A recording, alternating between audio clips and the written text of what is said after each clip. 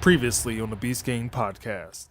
I'm going to say this, that I'm done with Will Smith. I will hit the pause button on Will Smith for his entire career. I'm done. I'm done with Will Smith, all right? I don't want to see him again. I don't like the way that he acts.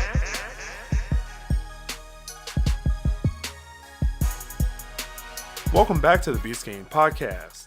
This is a review for the drama Collateral Beauty. It's directed by David Frankel. He has done The Devil Wears Prada. It's written by Alan Loeb. He has done 21 and The Dilemma. It stars Will Smith, Edward Norton, Kate Winslet, Michael Pena, Keira Knightley, and Helen Mirren. Smith is known for The Fresh Prince of Bel-Air, Norton for Fight Club and American History X, Winslet for Titanic, Pena for End of Watch and Ant-Man, Keira Knightley for Pirates of the Caribbean, and Helen Mirren is best known for Trumbo and The Debt. The summary is, retreating from life after a tragedy, a man questions the universe by writing to love, time, and death. Receiving unexpected answers, he begins to see how things interlock and how even loss can reveal moments of meaning and beauty. It opens up with a company speech from Norton and Smith. Will Smith's portion of the speech is Love, Time, and Death. Then it shoots to a present-day Will Smith where his daughter has died. The company that he created has been suffering financially due to his tragedy. Edward Norton is one of the higher-ups at the company. He wants to sell the company for different reasons. Winslet and Michael Pena's characters also work there and are convinced by Edward Norton's character that they should sell the company. Since Smith is generally depressive and non-responsive, Norton comes up with a scheme to force Smith to sell the company. It involves using private investigators and actors and actresses. That's where we'll stop. To me, this is just a variant of the Christmas Carol and the Three Ghosts scenario. It's presented in a different way, but at its core, it's the same story. There's a lot of parody with the love, time, and death concepts. Ultimately, I think it's pretty bland. The tone is off with this movie. At times it tries to be funny, other times it tries to be heartfelt, and then it just turns esoteric. It's up to Will Smith's character to carry this movie, and he can't. His non-acting isn't up to par, and his normal acting can't quite cut it. I went to see this with my brother, he also agreed. He goes from sad face to grimace face, back to sad face, with a couple of pieces of dialogue thrown in. In my eyes, Will Smith only delivered one strong line of dialogue, but it comes so late in the movie it just really doesn't even matter.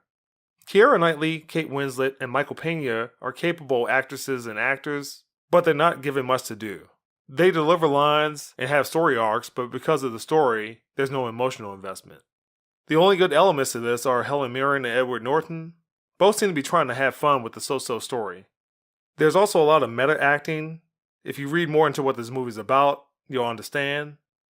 The third act of the story is so poorly developed, the crux is just unimportant. So that causes Will Smith's character to say things that came out of nowhere. It was never developed along with the character, therefore it really served no purpose. There was an older movie I began thinking about when I saw this movie. Even though it's not exactly the same, it's about a main character that lost his family and plunges into a depressive state. It features another comedy actor, which is Adam Sandler. Having said that, a better version of this movie would be Rain on Me, co-starring Don Cheadle. That story had more heart and emotional movement to it. Sandler and Cheadle played well off each other. Again, this movie has somewhat of a similar concept. Collateral Beauty tries to do it. Due to the direction, the script, and the cast, it's really just a bland movie. And it has a pretty good cast, so I'm not sure what went wrong. For that, this movie gets a 4. I stand by some of my comments from previous podcasts about Will Smith's acting.